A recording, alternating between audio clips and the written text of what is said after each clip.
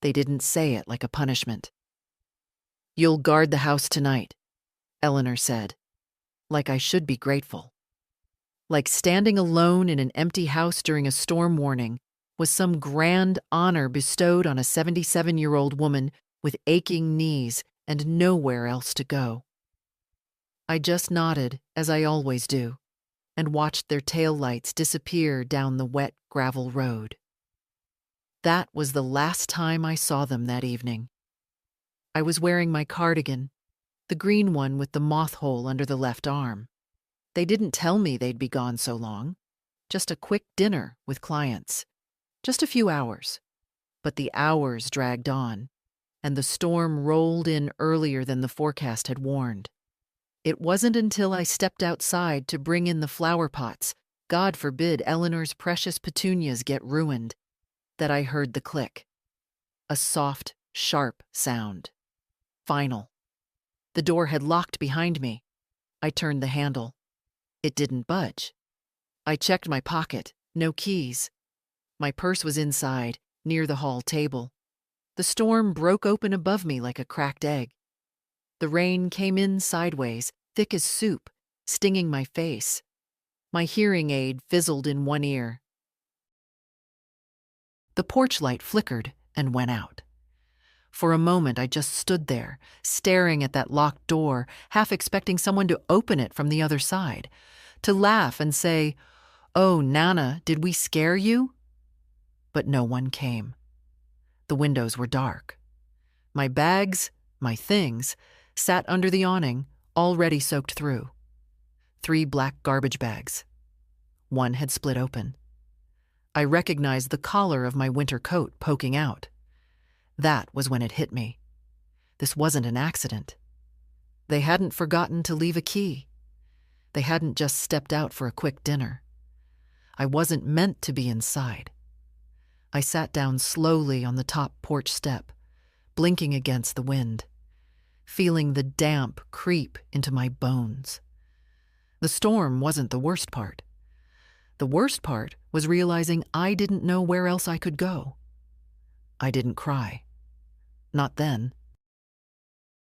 Instead, I looked at the bags beside me and wondered how many people had seen them sitting there all afternoon. How many neighbors drove by and thought, "Oh, someone's mother must have died." Because that's what it looked like someone had passed away and the family couldn't wait to get rid of what was left. And maybe, in some way, I had. Eleanor never liked having me around. She'd started small, replacing my dishes with matching sets, moving my chair into the garage because it didn't go with the new aesthetic, setting rules about when I could use the laundry. At first, I didn't mind. I thought, she wants a tidy home. That's fair. Then it became, no perfume in the house. It triggers her allergies. Then, could I not speak to her guests unless spoken to? Then came the financial control. My son, Thomas, told me it was just easier if he handled my banking, gave me a small monthly allowance from my own savings, called it budgeting for your comfort. Comfort. The word echoed in my head as a gust of wind slapped my face and nearly knocked me sideways. There's a kind of comfort that strangles you slowly. You don't notice at first. You tell yourself it's age, that your world is supposed to get smaller. Then one day you wake up and realize you're not living in your home. You're tolerated in someone else's, or not even tolerated. I stood up. My back screamed in protest, but I forced it straight. The rain had soaked through everything, even my socks. I was starting to shiver. The street was dark and mostly empty. No streetlights out this far. Just one porch across the way, glowing weakly in the storm. I started walking, dragging one of the bags behind me. I don't know why. Instinct, maybe. Some animal part of me clinging to the idea of ownership, of proof. The wind tried to push me back. My legs didn't move the way they used to. My knee buckled once on the uneven gravel. I fell. Hard. There was blood. Not much, but enough to see it mix with the mud. I laughed, quietly, bitterly. Because how poetic, really. Left outside in the storm like some unwanted dog, and now crawling through the mud like one. But I didn't stop. I pulled myself up, wiped the blood on my cardigan. I kept walking. The rain eased slightly as I crossed the road, but the wind didn't. It howled through the trees like something wild and angry. I clung to the plastic handle of the garbage bag, though by then it had torn fully, my coat and slippers dragging behind like the tail of some sad parade float. The porch across the street belonged to Mrs. Givens, or used to. She passed last spring. I went to the memorial, brought lemon cake. No one from Thomas's family came. They said it was too far to drive. She had no children of her own, just nieces who lived out of state and sold the house within weeks. Now it stood empty. No lights, no car in the drive. But that little porch light still worked, casting its yellow glow into the downpour. I dropped my things under the overhang and leaned against the doorframe, catching my breath. My hip was screaming. My shoulder burned where I'd landed. My hair clung to my cheeks, and my cardigan sagged with rain. But the light, just that small, steady light, made it feel like I hadn't entirely vanished. I sat down on the top step and pulled my coat into my lap. I could feel the lining still dry in the folds. I wrapped it around my legs, closed my eyes. I don't know how long I sat there. Time doesn't pass the same when you're cold.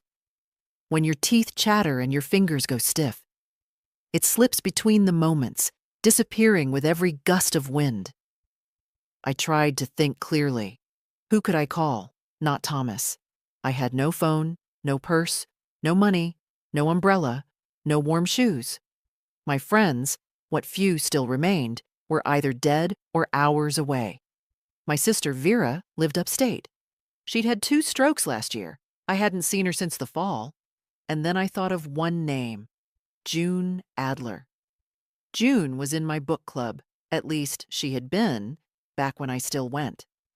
She once said, "You've got a mind sharper than most of the young ones I know," and meant it. She gave good hugs, smelled like cinnamon, lived 3 blocks east. I stood again, shakily. My knee wobbled, but I forced it straight. I bundled the coat around me like a cape and picked up my soaked slippers and bagged blouse. I couldn't carry more. I walked. Past the empty house, down the gravel path. Past the for sale signs and rusted mailboxes. My bones ached with each step. The rain found its way into every crevice, but I didn't stop. I kept telling myself, just reach June. She'll help. Just reach June. Halfway there, I passed the hollow of the old sycamore tree, the one children used to play in. I used to walk Thomas there as a toddler. He'd climb inside and pretend it was a spaceship. Said he was Captain Thomas, and I was Mission Control. I'd count him down from 10, and he'd make swooshing noises with his mouth. I remember once he climbed too high and scraped his knee, cried all the way home, snot dripping down his chin. I carried him half the way, whispering, "You're all right. You're all right," even though my back was killing me. That memory hit me like a wave, and I had to stop walking. He was 5 then, soft-hearted, clumsy, always drawing me pictures, always asking to sleep in my bed when the thunder got too loud. When did that boy turn into a man who could leave his mother in the rain? When did I become disposable? The street curved toward the intersection where the Adler house stood. I could see their porch light, faint but steady. The sight gave me a little surge of strength. I stepped into the street, and a pair of headlights blinded me. A car, slow-moving, silver sedan. I froze. The car rolled past me, and through the rain-smeared window, I saw the driver glance over, then stop. He reversed slowly and pulled up beside me. The window rolled down with a hum. "Ma'am, are you okay?" It was a young man, maybe early 30s, clean-shaven, baseball cap, kind eyes. My voice cracked. I swallowed. "I need to get to June Adler's house, 2 blocks over." "You walking there in this storm?" he said, brows knitting. "You want a ride? It's not far." I hesitated. He saw it. "I can leave the door open. You can sit in the back if you want." "No pressure." I nodded, not trusting my voice. He reached over, popped the back door. I got in. The heat blasted against my wet skin, making me shiver harder. I clutched my coat like a shield, feeling suddenly embarrassed, an old woman, dripping wet, hunched like a ghost. He drove slow, talking gently. Said his name was Kyle. Lived 3 streets away. "My grandma's your age," he said. "She makes the best peach cobbler." I didn't speak much, just nodded. He pulled up outside June's and walked me to the door, holding his jacket over my head. I rang the bell with a shaking finger. The porch light flicked on. A pause. Then the door opened. June stood in her bathrobe, a paperback in her hand. She looked at me, then at Kyle, then back at me. "Mercy, Nora," she said. "What happened?" I opened my mouth, but the only thing that came out was a whisper. "They locked me out, June." June didn't ask another question. She simply stepped aside and opened her arms. I collapsed into them, shivering from more than the rain. There's something about being held by someone who sees you, not as an obligation, not as a problem, but as a person. That hug was the first solid thing I'd felt all night. "Get in here, for heaven's sake," she said, pulling me inside. "You're soaked through. I'll get towels." Kyle hovered awkwardly on the porch, unsure whether to come in or leave. "Thank you," I told him, my voice steadier now. "Truly." He nodded, gave a small wave, and walked back through the rain. A good young man. Not mine, of course. Mine was too busy managing spreadsheets and family optics to remember the woman who once wiped his nose and ironed his shirts. Inside, June returned with a stack of fluffy towels and a warm bathrobe that smelled faintly of lavender. She helped me peel off the cardigan, now heavy as a sponge. I didn't have much to change into, just a wrinkled nightgown from one of the bags. But it was dry, and that felt like a luxury. June made tea while I sat on her couch wrapped in towels. Her house hadn't changed since the last book club meeting I'd attended nearly a year ago. Stacks of novels on every flat surface, mismatched throw pillows, the scent of old wood and cinnamon. Cozy, cluttered, lived in. She returned with 2 mugs, sat down across from me and waited. I took a sip before speaking. "They asked me to guard the house," I began. "Said they had a dinner with clients. I was outside bringing in the flower pots when the door locked behind me." June didn't interrupt. Her lips tightened slightly, but she didn't speak. My things were already on the porch, in trash bags. June's hands clenched around her mug. "I don't think it was an accident," I added. "I think they meant for me to find it that way, to get the message without the mess of a conversation." June inhaled slowly. "You think they threw you out?" I nodded. "No, June. I know they did." She set down her mug with a quiet thunk. "I always wondered how long you'd let them treat you like wallpaper," she said. "You blend in. You're always polite. and they walk right past you like you're not there, and you've let them. Her words weren't cruel. They were honest, and I'd known it myself for years. When Thomas was little, he used to tell me I was his favorite person, I said, my voice thinner now. He'd sit in my lap for hours, used to say, "Nana, don't ever leave me." June looked at me with something between sorrow and rage. And now he's the one who left you. I set down my tea and rubbed my hands together. They still shook slightly. He took over my accounts after Harold died, said it was safer, less for me to worry about, called it managing your assets. But every month it got smaller, said investments weren't performing. Then I stopped seeing the bank statements altogether. June's eyes narrowed. You never checked. I trusted him. Then let's fix that. She stood up so suddenly I flinched. She crossed the room to her desk and pulled out a small accordion folder. I've got a cousin at the bank. If there's one thing life teaches you, it's how to untrust people properly. We'll get your accounts reviewed. We'll figure out exactly what he's done. I stared at her.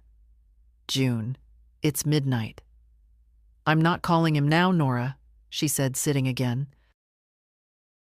But you'll stay here tonight, and tomorrow we'll start putting things in your name again. I felt something shift inside me, a slow, creaky door opening after being shut for years. June? Do you think it's wrong to cut them off? She blinked. Do you think it was wrong when they cut you off? Left you in the storm like a dog? I didn't answer. You don't owe them forgiveness just because they share your blood, she said. Kindness has a price, and you've paid in full. We sat in silence for a moment. The storm rattled the windows, but inside, it was warm. It was still. They think I'm old, I said finally. Soft, like I won't do anything.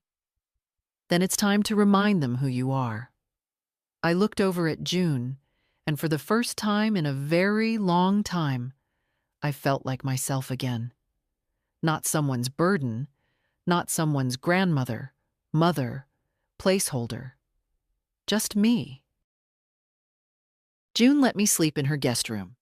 Tiny, quiet, walls lined with old travel posters and handmade quilts. The bed was soft but unfamiliar, and the pillow smelled like cedar. Still, it was more comfort than I'd had in months, but I didn't sleep much.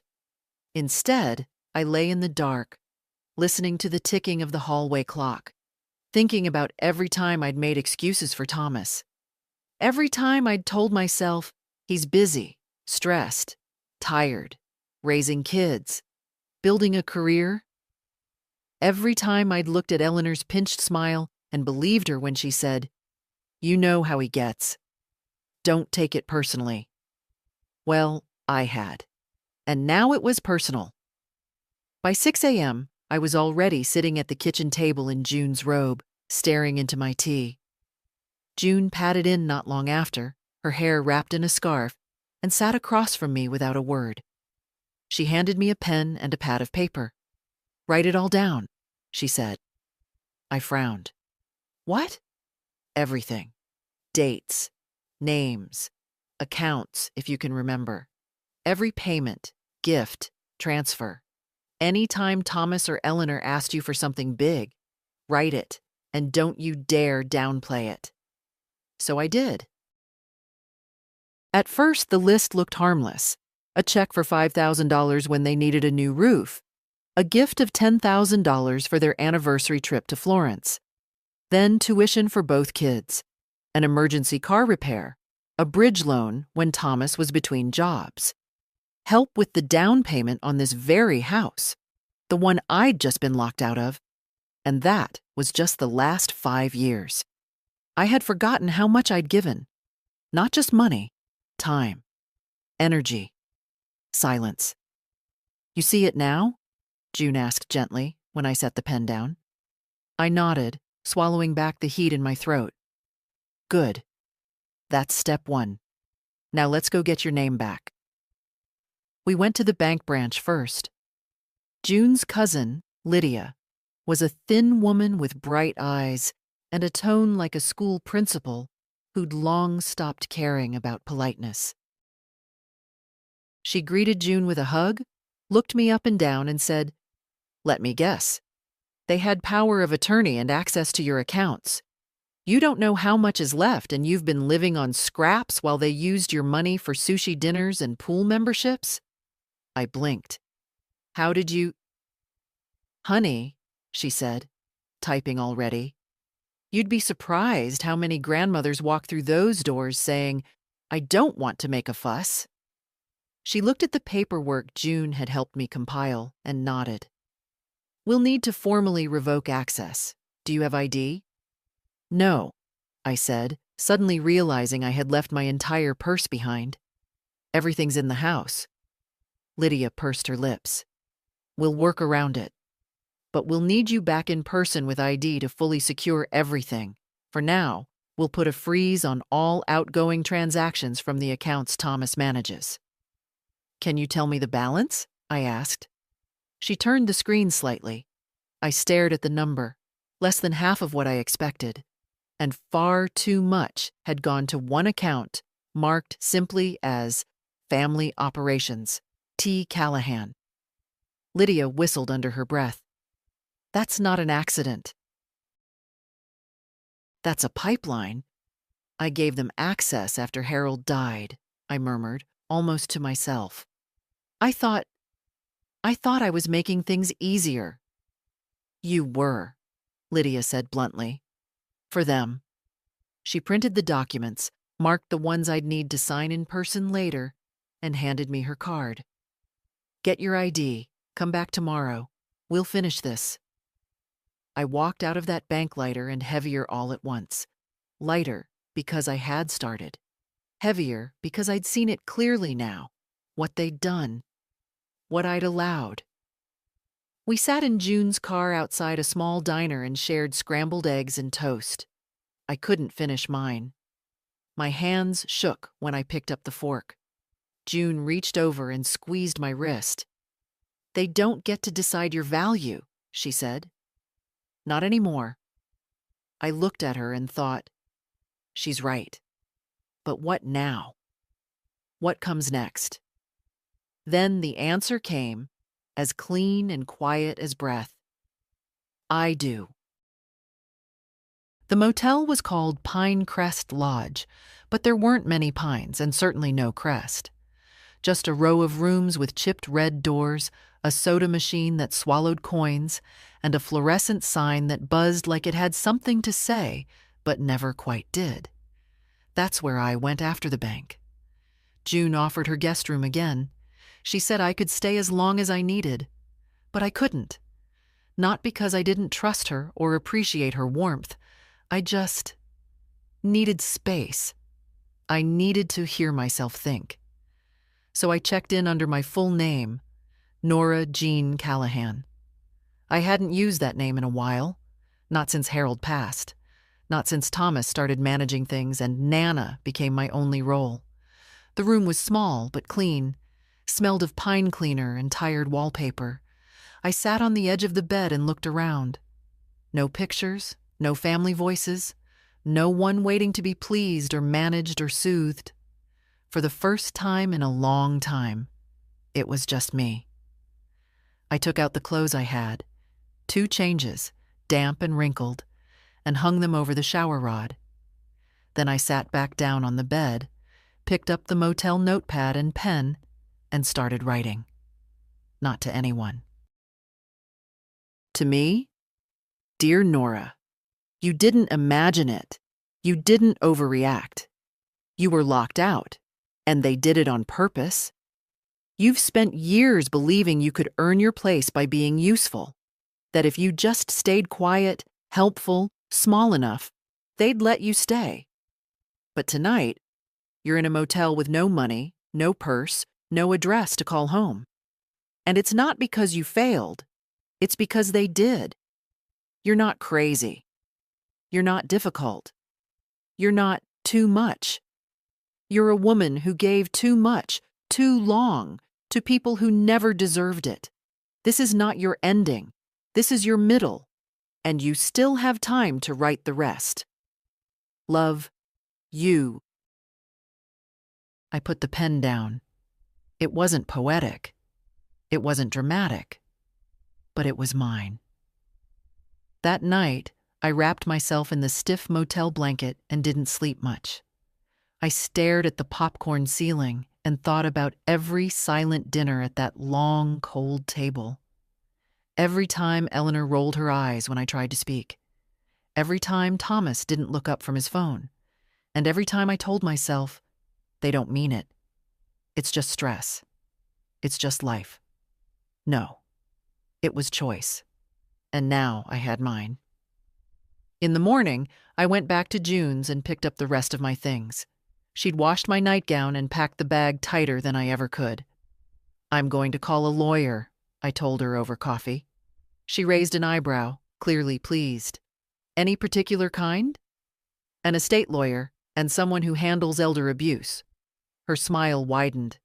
Atta girl. I called Harold's old lawyer, Mr. Everett Green. He was half retired now, but still kept an office on Main Street and a brain sharp enough to slice glass. I told the receptionist I needed to speak with him urgently. She squeezed me in for the afternoon. The office hadn't changed since 1993. Still smelled like old wood, pipe tobacco, and dust. When Mr. Green saw me, he stood and took both my hands. "Well, Nora Jean," he said softly, "it's been a long time. You look like a woman with something to say." "I do," I said. "But first, I need to ask you something. Anything. Can I take everything back? The power of attorney, the automatic payments, the rights Thomas thinks he has over me?" His eyes lit up. "If it's not in blood, you can undo it. And even then, I've got a few tricks." I smiled for the first time that day. "I want it all changed," I said. "And I want a new will." Mr. Green nodded, already reaching for a legal pad. "Tell me everything," he said, "and we'll put it in writing." So I did. It took 2 hours to go through it all with Mr. Green, and by the time we were done, I felt like I'd walked out of an X-ray machine, stripped down, transparent, exposed, but somehow lighter. He didn't rush me. He didn't speak down to me. He didn't say, "Are you sure?" like so many others had over the years. He just listened, took notes, asked questions where needed, then looked me straight in the eye and said, "You're doing the right thing." That meant more than I expected. We started with the power of attorney. It had been drafted 6 years ago, shortly after Harold passed. I had signed it without blinking. Thomas had said all the right things. "You don't need to worry about paperwork anymore, Mom. Let me handle things. I'll make sure you're taken care of." And I, grieving, tired, trusting, had nodded and signed, thinking I was lucky to have a son so responsible. But the paper gave him access to everything: checking, savings, retirement, investment portfolios. Harold had built over 3 decades of quiet, careful planning, and slowly, over time, the accounts had thinned, not vanished. Thomas wasn't stupid. But enough had been siphoned off over the years that I could see the shape of it now. 2,000 here, 10,000 there. Larger withdrawals masked as property upkeep or shared household expenses. "Did you approve any of those in writing?" Mr. Green asked. "No." "Did you receive invoices, receipts, summaries?" I shook my head. He scribbled notes. "Good." "Good?" I asked. "Good for you, bad for him," he said calmly. "They count on silence, on passivity, but silence isn't consent, not legally." We drafted a formal revocation and arranged for a notary to meet us that week. Then we discussed my will. "Do you want to disinherit them completely?" he asked. I paused. It would have been easy to say yes, to let the pain make the choice for me. But I thought of Eloise, my granddaughter, the one who still sent cards, who hugged me every time we met like she meant it, who cried when she left for college. No, I said, but I want a clause. They don't get a cent unless they meet certain conditions. Mr. Green grinned. Ah, the contingent heir clause. We'll make it airtight. And I want a trust, I added. For Eloise, protected. No one can touch it but her. Done. We finished the papers, and I promised to return with ID and the documents from the house, assuming they hadn't thrown them out or set them on fire. I'd need to go back, eventually. That night at the motel, I sat with the folder in my lap and thought about how easy it had been for them to take everything. Not just money, but space, voice, dignity. They didn't take it with malice. That's the cruelest part. They did it with routine, the slow, steady erosion of boundaries. A comment here, a sigh there, a quiet, unspoken rule that I should step back, sit down, stay small. It's like a leak under a floorboard. You don't see the damage until the whole thing caves in. But now I saw it, and I wasn't waiting for permission to fix it. The next morning, I got up early, dressed in the driest clothes I had, and walked down to the front desk. The clerk, a teenage girl with dyed purple hair and a nose ring, looked up from her phone. "Checking out?" she asked. "Not yet," I said, "but I'll need another night." She nodded, started typing, then paused. "You want to update your file with a contact number, just in case?" I hesitated. Then I smiled. "No," I said. "If someone wants to find me, they'll have to work for it." She looked puzzled, but I didn't explain. Let them wonder. Let them worry. By the third morning at Pinecrest, I realized I didn't miss the house. Not the smell of Eleanor's candles, those sharp, artificial citrus scents that gave me headaches. Not the hushed footsteps outside my bedroom door, like they were trying not to wake an invalid. Not the cold silences at dinner, or the way Thomas only ever asked me questions that began with, "Do you mind if—" No.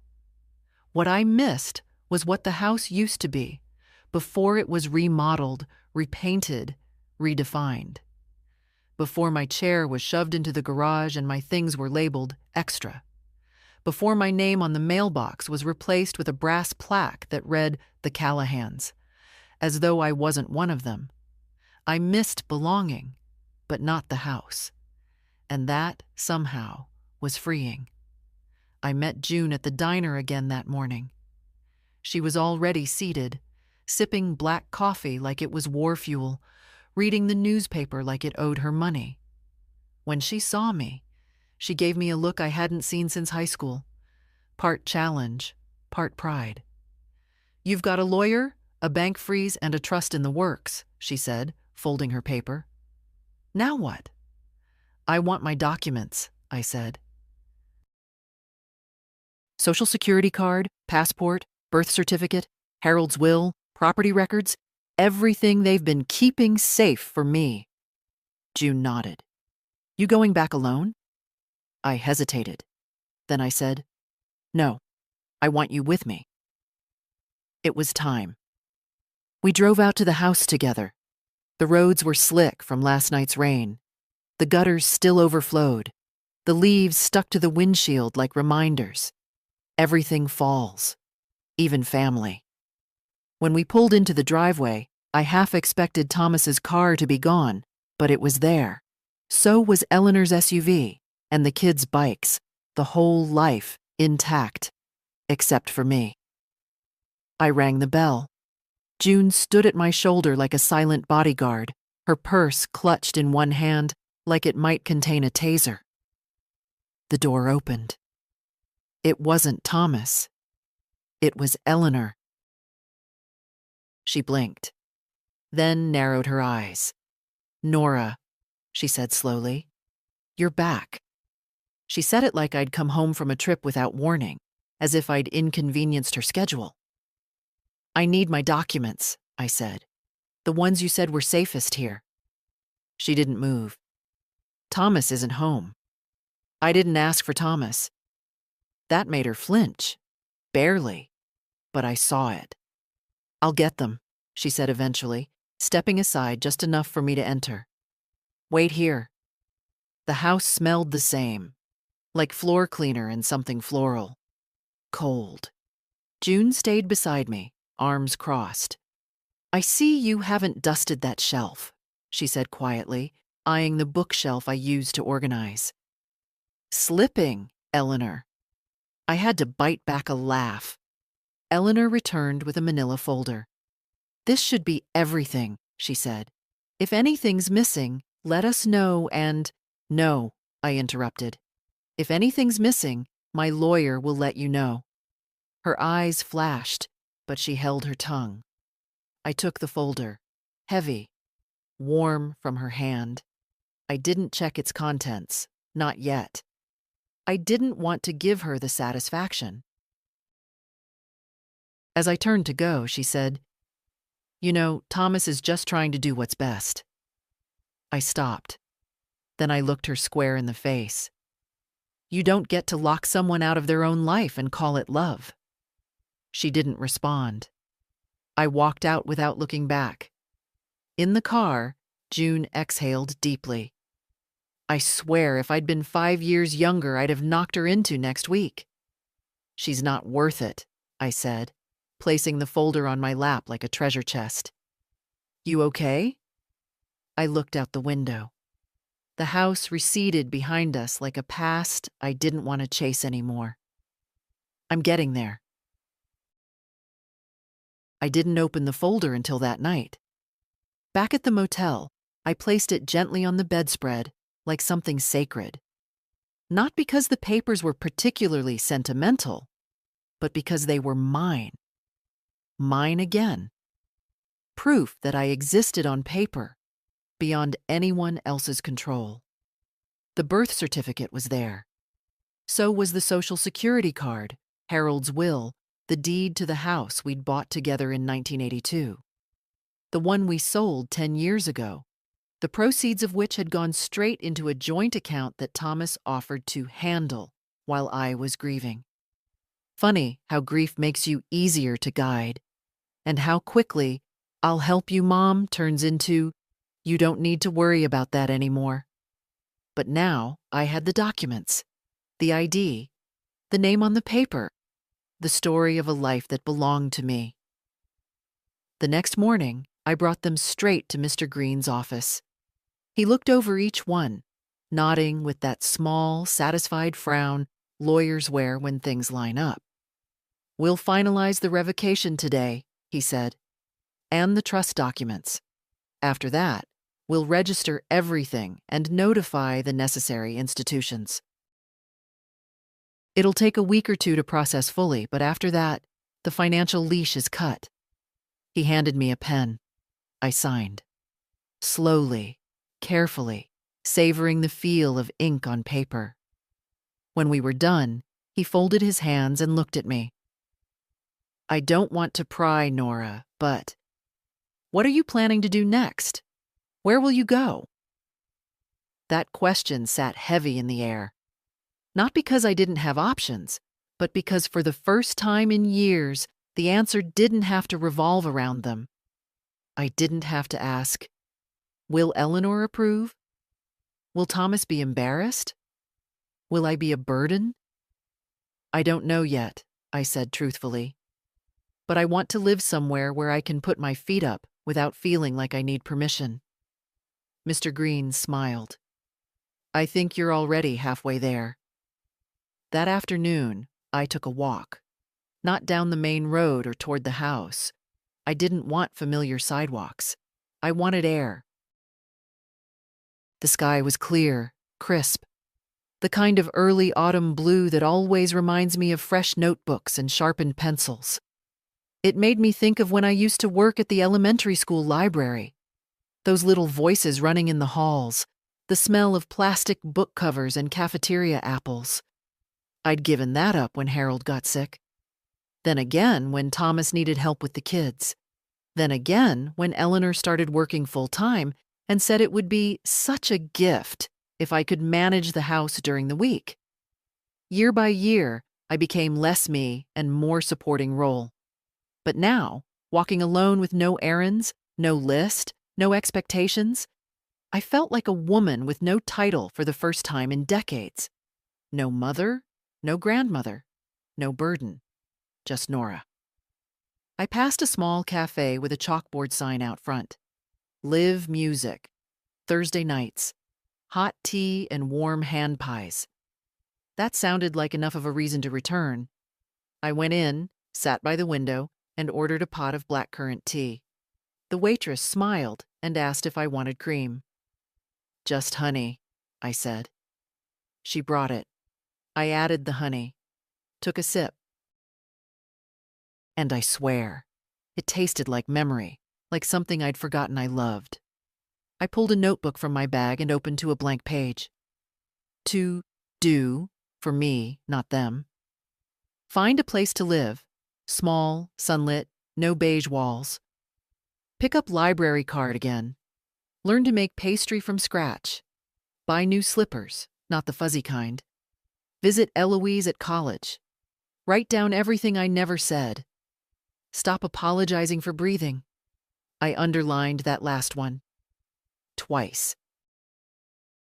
The next morning, I woke up before sunrise. Not from pain or habit, but because something inside me was finally stirring, like a bird turning in its nest, testing the air. I wrapped the motel blanket around my shoulders and sat by the small window, watching the world shift from black to gray to gold. The first real sunrise I'd watched in years. When you live with people who resent your presence, you stop lingering. You move quietly. You disappear before they notice you were there at all. But I was tired of disappearing. I pulled out my notebook and wrote again. Not a list this time, but a letter. Not to Thomas, not to Eleanor, to myself. Dear Nora, again, you didn't break. You bent. You twisted yourself into silence, into usefulness, into the shape they needed you to be. But you never broke. Now you're rebuilding, and you're allowed to rebuild however you choose. Not everyone will understand. Some will say, she snapped. Let them. You didn't snap. You woke up. And that is its own kind of miracle. Keep going. You are not done yet. Love, you. I tore the page out, folded it carefully, and slipped it into my purse. One day, maybe I'd give it to Eloise. Let her know that even old women need reminders of their own strength. Later that day, I got a call. Not from Thomas. Not from the lawyer or the bank. From the front desk of the motel. There's a young woman asking for you, the girl said. She says she's your granddaughter. I was downstairs in seconds. Eloise was standing in the lobby, holding a paper bag in one hand and a book in the other. Her dark hair was in a braid over one shoulder, her eyes wide and red-rimmed. Grandma, she said, her voice cracking. I didn't say anything, just opened my arms. She stepped into them like she was 8 years old again, like the world had gone sideways, and I was the only upright thing in it. I'm sorry, she whispered into my shoulder. I didn't know what they'd done. I didn't know you were gone until the house was quiet for 2 days and no one said your name. It's not your fault, I murmured, smoothing her hair. You didn't put me on the porch. She stepped back, wiping her eyes. I brought pastries from that place you like. And tea. The good kind. I smiled. Did you drive all the way from campus? Skipped my afternoon class, she said. Don't tell Dad. I won't, I said, but he might find out eventually. Eloise sat with me in the small breakfast room of the motel. We ate apricot danishes and drank paper cup tea, and for once, no one was rushing us, monitoring us, talking over us. I want to live with you, she said suddenly. My fork paused midair. You what? I want to move in with you, wherever you end up. Sweetheart, I began gently, you have a life, college, friends. You don't need to. I want to, she interrupted. You're the only person who's ever made me feel seen and safe. And she stopped, looked down, and like I'm not just some accessory to someone else's show. That cut deeper than she realized. I reached across the table and took her hand. We'll figure something out, I said. But not because you're responsible for me, because we choose each other.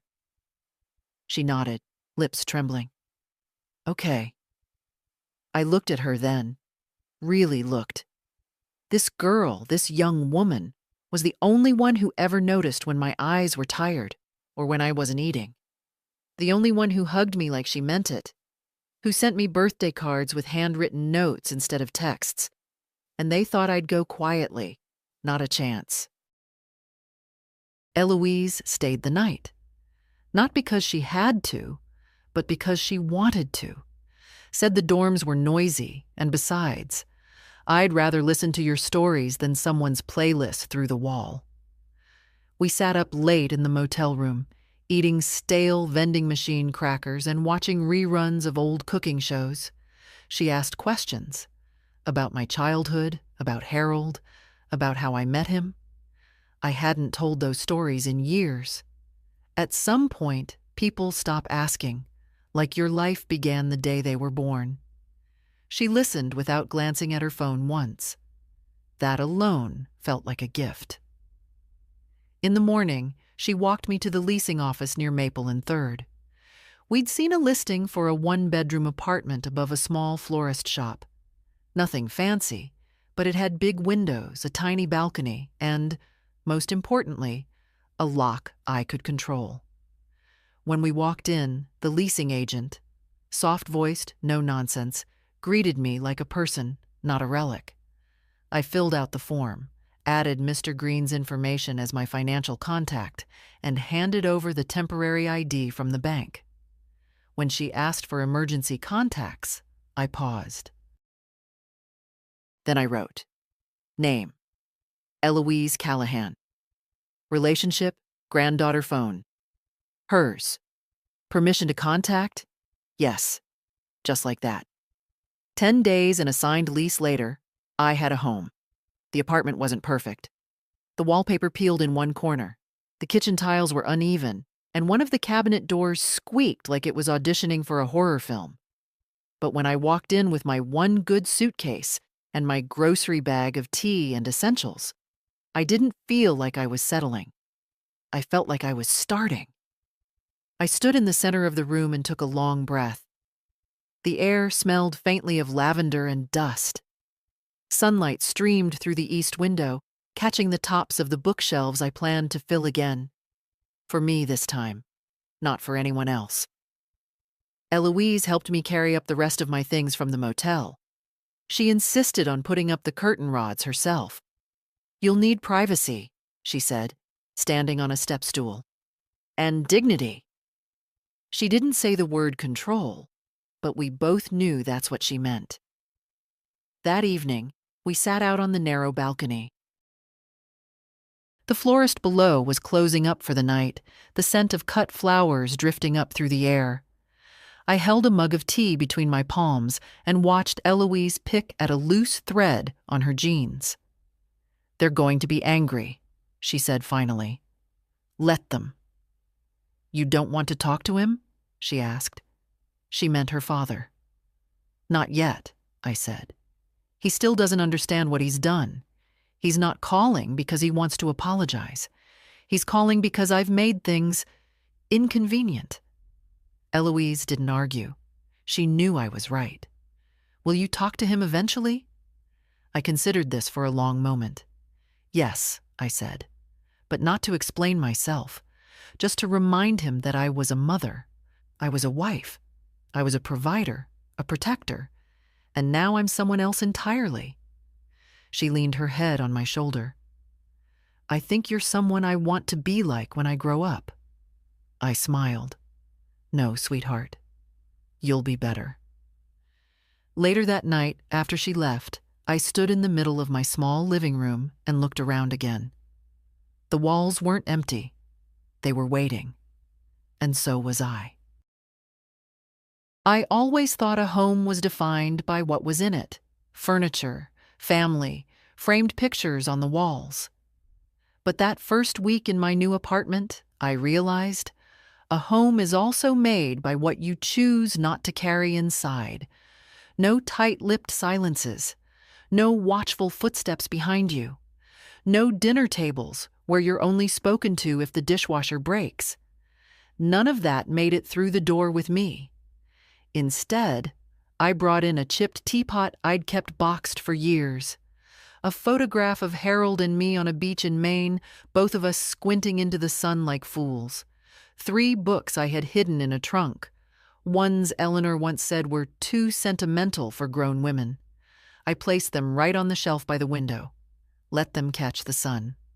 The florist downstairs turned out to be a woman my age named Cora, wiry and sharp-eyed, with a laugh like gravel and hands that always smelled of eucalyptus.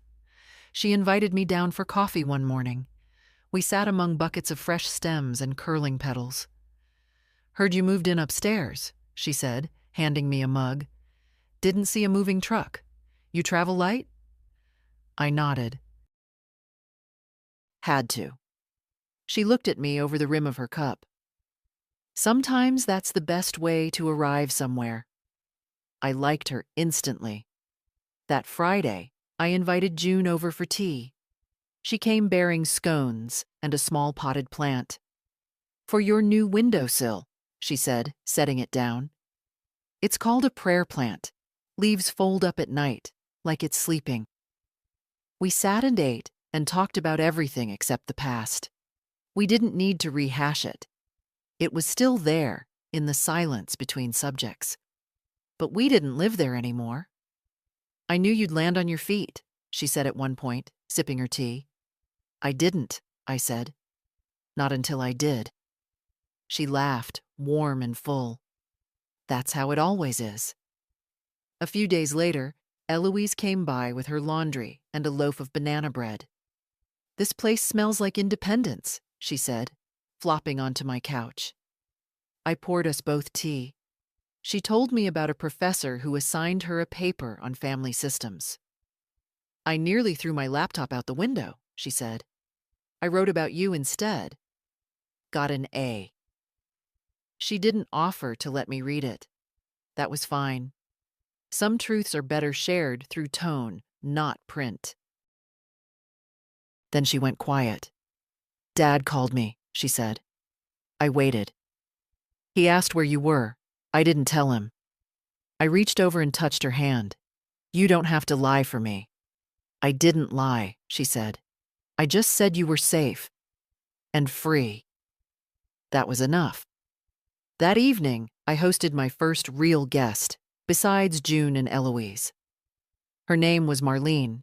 She was a retired school nurse who lived 2 doors down. She'd slipped a note under my door that said, "Welcome to the second act."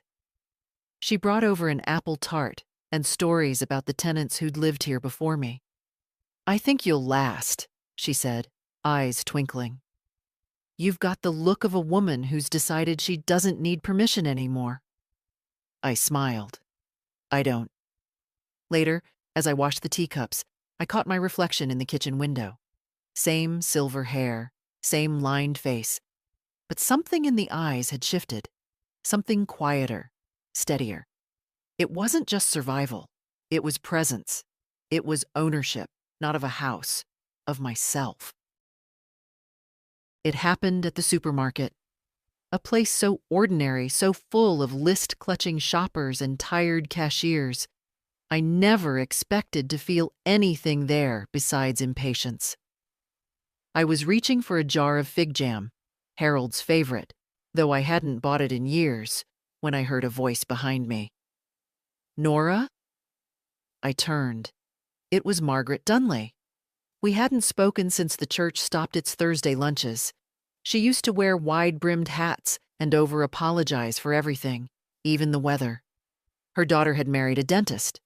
Mine had married into silence. "Margaret," I said, surprised at how steady my voice was. "It's been a while." She looked me over, eyes softening. I heard something happened." I tilted my head. "That's vague enough to be true." She blushed, looked down. Thomas said you were staying with a friend for a while, that you needed time." "Did he mention locking me out in the rain?" She looked stricken. No, he didn't say that." I nodded. "He wouldn't." She stared at me a moment longer, then said quietly, "I'm glad to see you on your feet." It wasn't pity. It wasn't gossip. It was something like recognition. "Thank you," I said. She hesitated, then reached into her purse. "We still do the quilting group on Mondays if you ever want to come." I almost said no. Almost said I didn't quilt, which was true. But then I thought, maybe I do now. "Maybe I will," I said. She smiled. "Good. It's not about the quilts, really." I figured. When I got back to the apartment, there was a letter in the mailbox. Not a bill, not a flyer, just my name on the envelope. No return address. I opened it on the balcony with a cup of tea, the fig jam already spread on toast beside me. The handwriting was unmistakable. Thomas. "Mom, I don't know how to start this. Eleanor says I shouldn't write, that you're punishing us and need time. But I know you. You've never punished anyone in your life. You disappear. You withdraw. You become quiet. And that's worse, in a way, because it means something's really wrong. I've been thinking about the night we left. The rain. Your things on the porch. I want to believe it was a misunderstanding. That you went outside and the wind shut the door. That Eleanor thought you'd already left. That the bags were meant to go in the car. But I know better. I didn't stop it. I didn't ask where you were. And when I finally realized, 2 days later, that you hadn't come back, I didn't call. I told myself you were being dramatic, that you needed space, that you'd come around like you always did. But this time, you didn't. And that scared me. I looked into the accounts, the ones I managed. I didn't realize how much had gone through them over the years, how many decisions I made on your behalf without ever asking. I can't pretend it was all for you. It wasn't. Some of it was convenience. Some of it was laziness. Some of it was just me not wanting to deal with the discomfort of saying, "I don't know how to help you age. I thought giving you less would make you need me more. I'm sorry. I don't expect forgiveness. I just wanted to say that much. Love, Thomas." I folded the letter, didn't cry, didn't smile, just sat there, the toast gone cold beside me, thinking of a boy with scabby knees and a nervous laugh who used to bring me drawings of rocket ships and whisper, "Don't ever leave me, okay?" And I hadn't. Not really. But now I'd left. And the silence I carried wasn't his anymore. It was mine. I didn't write back. Not because I was angry, not because I didn't believe him, but because for once, silence felt like mine to keep. Not a punishment, not a plea, but a boundary. I folded the letter, slipped it into the drawer beside my bed, and left it there like a photograph I wasn't ready to frame. I didn't owe him an answer. Not now. maybe not ever. A few days later, I got a call from the lawyer. "The transfers are finalized," Mr. Green said. "Your accounts are in your name only. The trust for Eloise is locked. Your revised will is filed. And I've sent formal notice to Thomas regarding the revocation of power of attorney." I closed my eyes. "Was there a response?" I asked. "Nothing yet. But give it time." "Or don't," I said. He chuckled. "Nora, I've worked with widows, divorcees, retirees, and every type of family you can imagine. But I'll tell you this, very few people walk away with their head up like you just did. It's rare." "It shouldn't be," I said. "No," he agreed. "But it is." That weekend, I went to the quilting circle. I brought muffins, store-bought, warm enough to pass. Margaret waved me in like I'd never left. The group was mostly women in their 70s and 80s, though one young woman had clearly been dragged there by her grandmother. I sat down next to her. "I don't sew," I whispered. She grinned. "I don't either. I just cut and pretend." We spent the afternoon laughing too loudly, poking fingers, threading needles backwards. They weren't there to impress anyone. They weren't measuring their usefulness. They were simply being. I hadn't realized how much I'd missed that. Afterward, Margaret walked me to my car. "You looked peaceful today," she said. "I think I'm starting to be." When I got home, Eloise was waiting by my door. "Field trip?" she said, pointing at the tote bag full of yarn and crooked fabric squares. "Support group," I replied, "for women who've remembered their worth." She smiled, but her eyes were serious. "I think Dad knows he lost something," she said. "He's quieter, less certain, keeps asking how you're doing." "Is he asking you to find out for him?" She shrugged. "Maybe, but I tell him what I want to, not what he wants to hear." I opened the door and gestured her in. "That makes two of us." She made tea while I sorted the quilt squares. June had given me a box of fabric pieces she'd kept from her sister's sewing kit. I didn't know what I was making yet. Maybe it wasn't even a quilt. Maybe just a pile of things stitched back together. "I think he needs you to forgive him," Eloise said gently. "I know," I replied, "but you don't have to." "I know that too." She nodded, curling her legs under her. "I just didn't want to be the only one who said it out loud." We sat in silence after that. Not the kind I'd known in the Callahan house, the sharp-edged quiet that cut your confidence with every second. No, this was a full silence, a safe one. The kind that says, you're not alone even when no one's speaking. That night, I started sewing. Not well, not quickly, but with intention. Each stitch held something, an old apology I'd never received, a memory I wanted to reclaim, a version of myself that had waited far too long to be invited back into the room. And slowly, the fabric took shape. Not a blanket, a banner. Not for them. For me. It was June who told me to hang the banner outside. We were sitting in my kitchen, a loaf of cinnamon bread cooling between us, her reading glasses perched low on her nose like always. "I don't know what I'll do with it," I said, laying the stitched fabric across the table. June leaned in. "You know exactly what you'll do. You just haven't admitted it to yourself." The banner wasn't fancy. It didn't look like something from a craft fair or a boutique. The seams were uneven, the lettering imperfect. But it was true. A patchwork of faded blues and muted golds, stitched with bold black thread across the center. "I am still here." June tapped the words with her finger. "Put it where people can see it." So I did. I bought a simple wooden dowel and 2 small hooks, hung the banner just outside my apartment window, where the florist's awning wouldn't block it and the morning sun could light it up like a proclamation. People noticed. Cora came up the stairs the next day, holding a bundle of carnations, and said, "That's the kind of thing I wish I'd written 30 years ago." Margaret left a note in my mailbox. "I see you, Nora." We all do. And Eloise?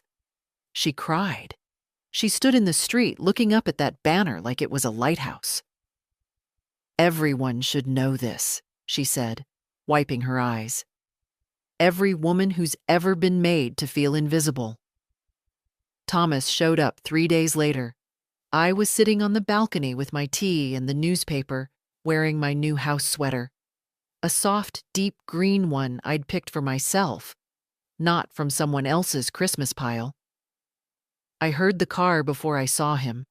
The slow approach, the engine idling too long, the door that closed too quietly. Then his voice.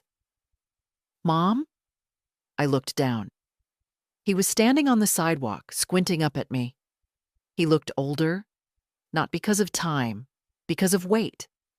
The kind that comes when the roles you've claimed for yourself start slipping through your fingers.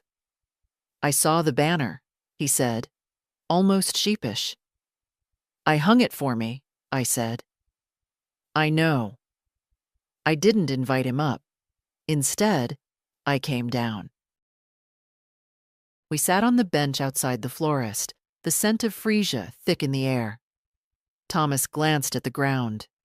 "You look good." "I am." He nodded, then folded his hands like a child about to confess. "I was raised better than this," he said quietly. "You raised me better than this." "I know," I said. "I don't expect you to forgive me.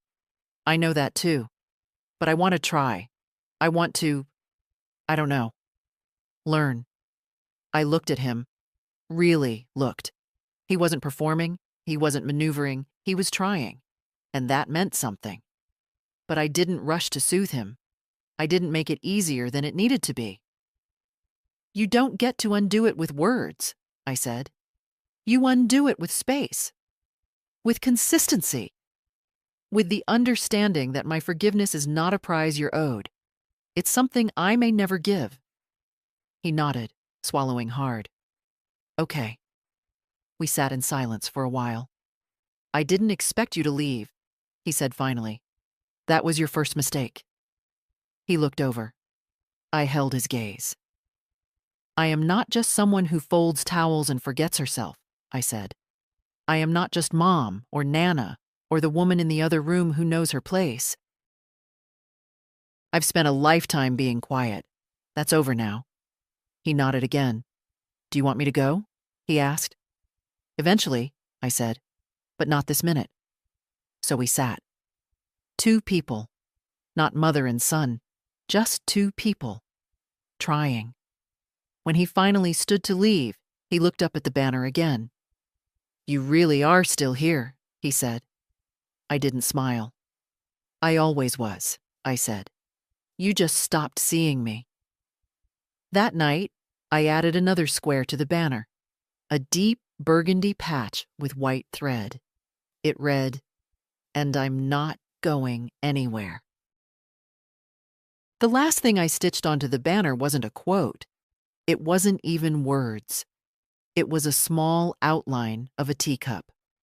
Just a plain shape, hand-stitched in soft gray thread, like the mug I always used in the Callahan kitchen, the one Eleanor kept trying to accidentally break, the one I slipped into my bag the night they locked me out. I keep it on my shelf now, a quiet little emblem of everything I refused to let go of, everything they didn't get to take. Eloise came over that morning, carrying a brown paper bag with lemon scones and a sticky note on top that read, "For the Queen of Quiet Revolutions." She sat cross-legged on the floor while I watered the new plants, 3 of them now, all still alive. "There's a girl in my class," she said, tearing a scone in half. "Her grandmother was forced into a care home she didn't want. Family said it was best for everyone. She hasn't spoken in weeks. I nodded. I told her about you, she said. Told her sometimes you have to burn the old maps. Make your own. You told her I moved into a florist's attic and stitched a rebellion on linen? Eloise grinned. Exactly that. We drank tea and read through a few pages of her latest essay. It was about inheritance, but not the legal kind. The other kind.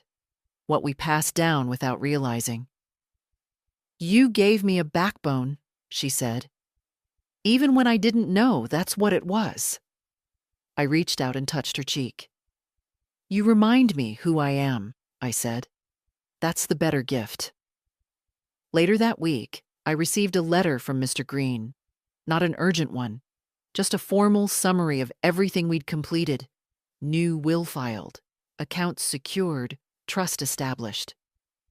He enclosed a copy of the contingency clause. In the event that the beneficiaries demonstrate financial coercion, emotional neglect, or deliberate isolation of the testator, said beneficiaries shall forfeit any claim to the estate. I tucked it into the folder in my drawer, right beside Thomas's letter. Let the papers sit together. Let them tell their story to each other. I didn't need to anymore. It rained the following Sunday. A soft, unhurried rain. I stood at the window and watched the drops slide down the glass like they weren't in a rush to reach the bottom.